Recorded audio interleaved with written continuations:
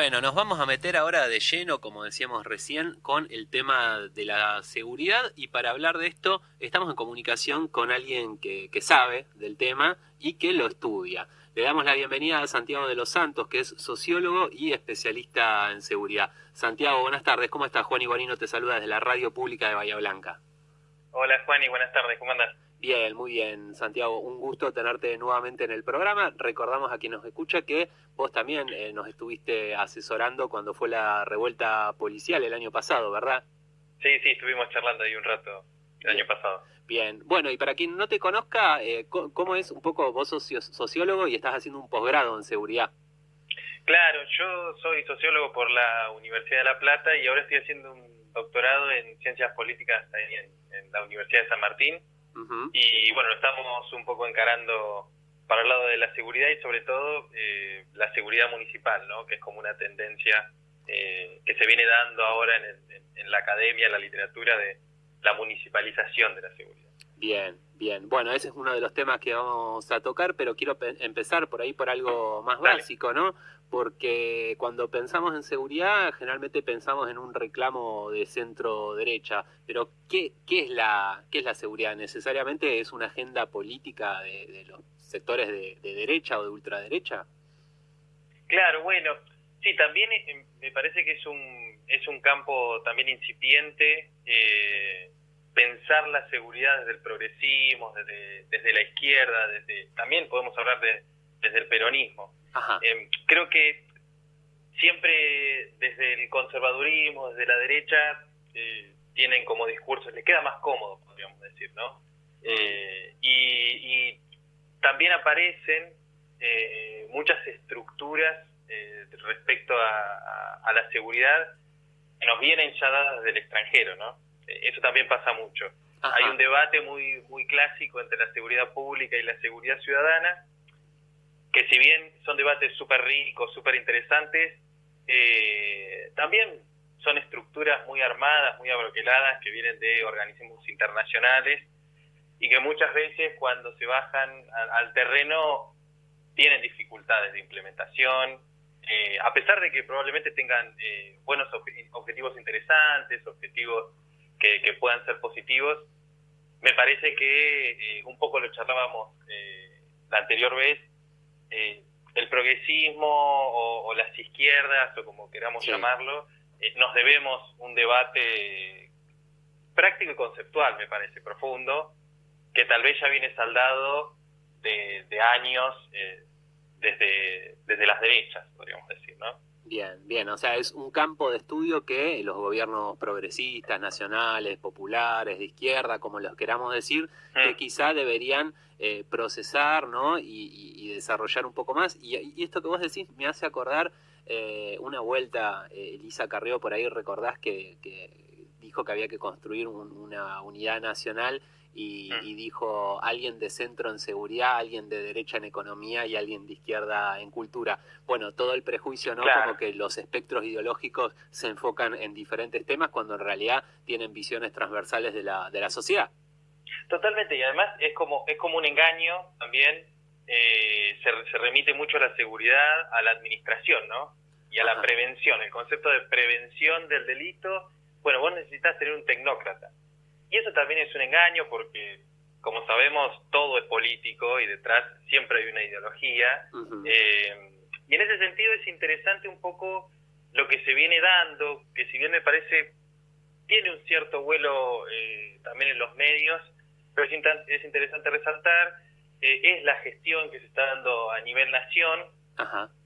Porque un poco me parece que desde ahí, de pensar desde las izquierdas, el progresismo, como queramos llamarle, se está repensando al policía o al trabajador de las fuerzas de seguridad como un trabajador, ¿no? Otorgar derechos, mejoras salariales y profesionalización como para mejorar la seguridad. Eso también es como parte del paquete de la prevención. Si nosotros tenemos, podríamos decirle, uniformados, sí, con ciertos niveles de bienestar, uh-huh, eso me parece que está en la agenda, por lo menos a nivel nacional, y creo que a nivel provincial también por ahí con algunos matices, y creo que va a ser interesante también estudiarlo eso a posterior, a ver si esto juega o no juega a nivel seguridad. Parece que eso es interesante algo que se está dando. Bien.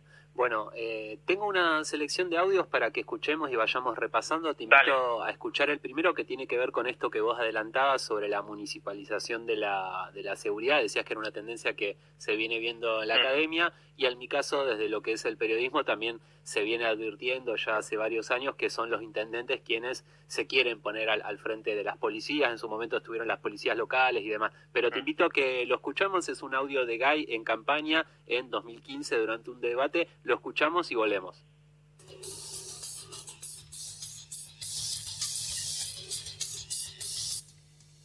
Este claramente es un tema en el cual tiene que demostrarse la presencia del intendente al frente de una problemática que en Bahía Blanca ha ido creciendo. Tenemos 1.600, 1.700 efectivos absolutamente dispersos, compartimentos estancos que no solucionan para nada. Tampoco, por supuesto, la solución es llenar de policías, pero lo que tenemos lo tenemos realmente mal, sin coordinación. Por eso nosotros proponemos como primera medida concretar una Secretaría de Seguridad que tenga la fuerza suficiente como para implementar medidas, para capacitar permanentemente o recapacitar a la policía local, que no es una mala herramienta, pero que tiene que estar capacitada y participar de las políticas de seguridad del intendente. Todo esto en el marco de la creación de un Consejo de Seguridad que junte, que reúna a todas las fuerzas que tenemos hoy diseminadas en Bahía Blanca, por supuesto incluyendo la justicia y el Servicio Penitenciario Nacional, con la presencia ineludible del intendente, que más allá de la jurisdicción de cada una de las fuerzas no puede mirar para el costado y decir esto no me toca porque la policía es provincial o la gendarmería es nacional.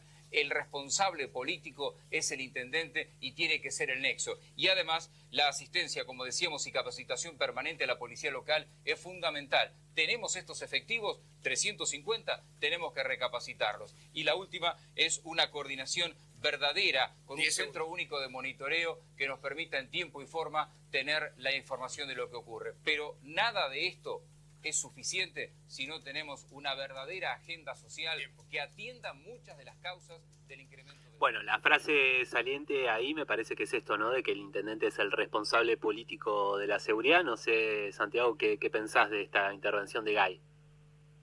Sí, hay tensiones entre la norma y la práctica, ¿no? Cuando hablamos de la municipalización de la seguridad, hay una cuestión práctica que es que las municipalidades se vienen haciendo cargo cada vez más, en términos generales, de la seguridad, pero en términos normativos, digamos, la policía responde fundamentalmente al gobierno provincial, ¿no? Hay una tensión. Claro. De todos modos, este audio, que es de 2015, es de cuando está sancionada y vigente la ley de policía municipal, que le daba... Claro. Le daba... Eso después se dio un poco para atrás. Claro. Bueno, pero en algún momento estaba esta posibilidad, ¿no?, de que el secretario de Seguridad o el intendente de alguna manera comande una fuerza propia para responder a las demandas de delitos de la locales, digamos. Totalmente. ¿Y eso digamos, qué es lo que ha pasado con esta ley que vos has dicho recién que se ha dado marcha atrás? Esto fue durante el gobierno de Vidal, si no me equivoco. Claro, eso se dio marcha atrás durante el gobierno de Vidal, y fundamentalmente ahí por lo que entiendo, hay tensiones políticas. Hay tensiones políticas que, por ejemplo, en la ciencia política nosotros lo llamamos el accountability, ¿no? De nosotros tener los recursos pero no las responsabilidades, que es un poco lo que pasó después con esta cuestión de secretaría y subsecretaría que aparece en el municipio. Digamos, cuando nosotros tenemos a nuestro favor todos los recursos, somos responsables. Cuando tenemos tensiones para conseguir los recursos, los responsables son las provincias. Y me parece que ahí siempre aparece el oportunismo, ¿no? Un poco dando vueltas, que me parece que es un poco lo que ha pasado, por lo menos en el ejemplo acá de Bahía, de ida y vuelta, de cuando el color era favorable y cuando el color no es favorable no somos más responsables. Bien, vos ahí te estás refiriendo a la degradación de la Secretaría en Subsecretaría, la Secretaría de Seguridad en Subsecretaría.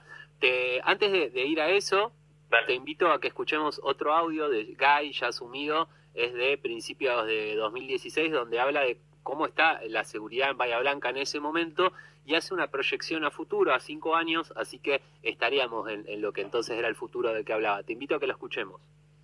Tenemos... Esto es una batalla permanente y a veces tenemos esta situación.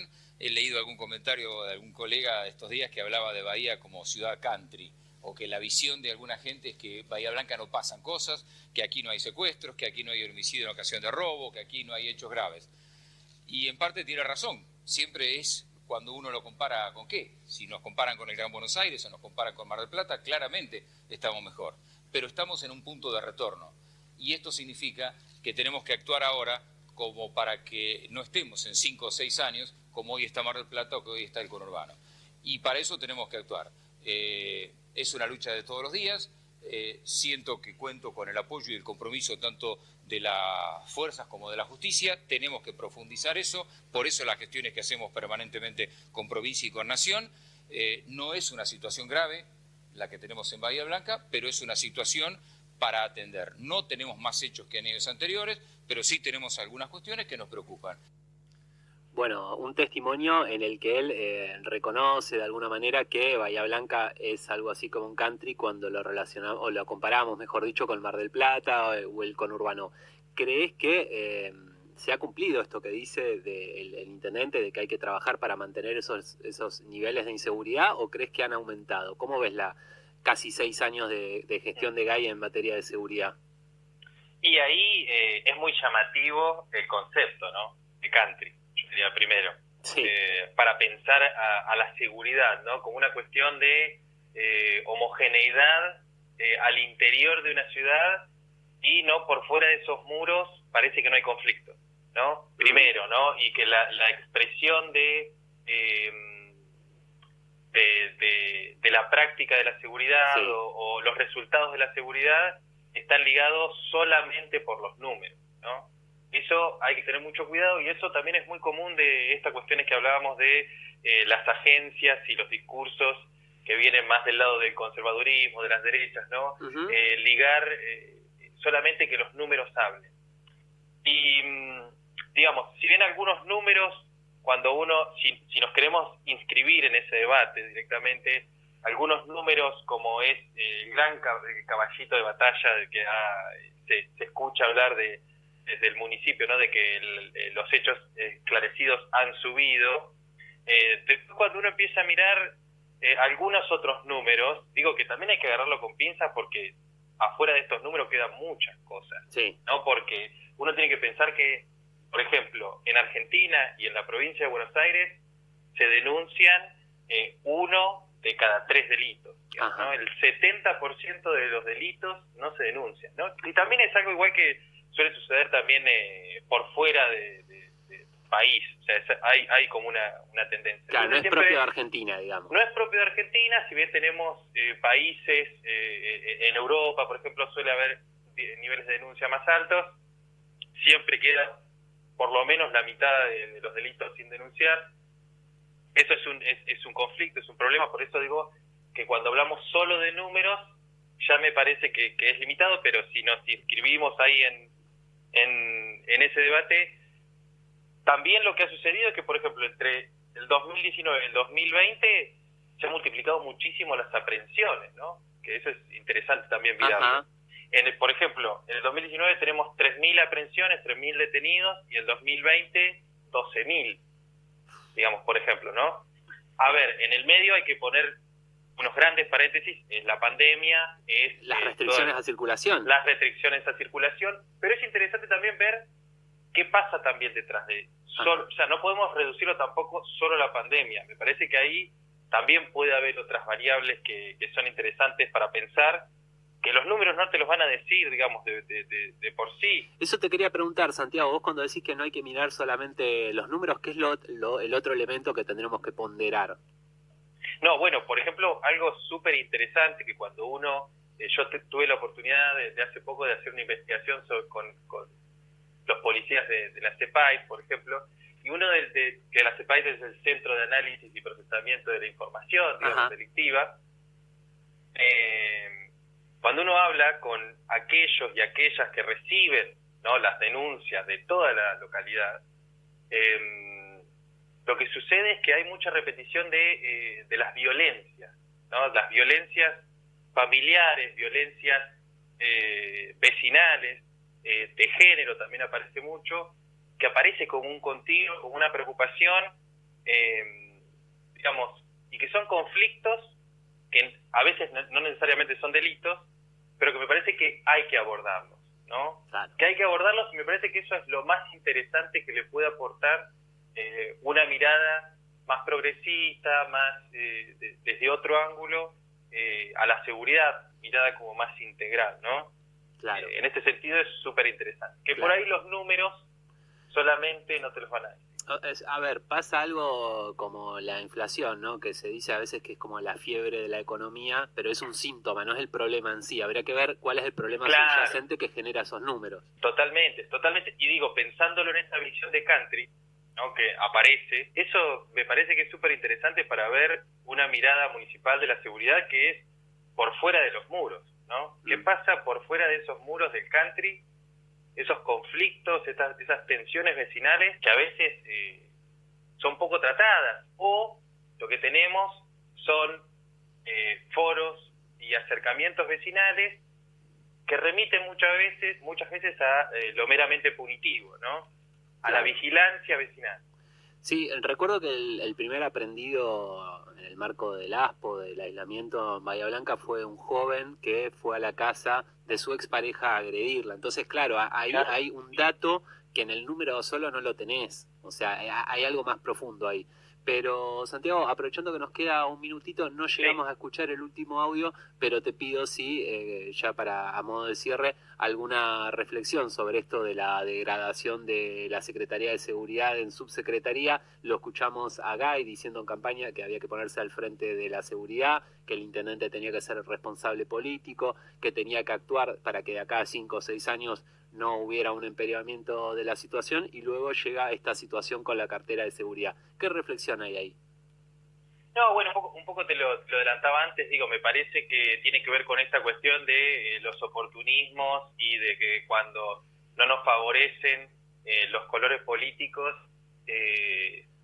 no soy responsable, cuando sí soy responsable, y me parece que eso, digamos, está de suyo, que no funciona de esa manera, y digo, por ahí para terminar y para pensar otro tipo de agenda, me parece que nosotros en Argentina tenemos experiencias muy atomizadas que son súper interesantes, que vale la pena un poco recuperar. A mí se me ocurrió que, por ejemplo, también incorporar a las organizaciones sociales. Por ejemplo, nosotros tenemos en Santiago, Argentina... discúlpame, te tengo que cortar porque estamos sobre el informativo, pero por ahí lo podemos charlar en otra ocasión esto, ¿te parece? En otra ocasión. Dale, te mando un fuerte abrazo. Muchísimas gracias. Gracias a vos.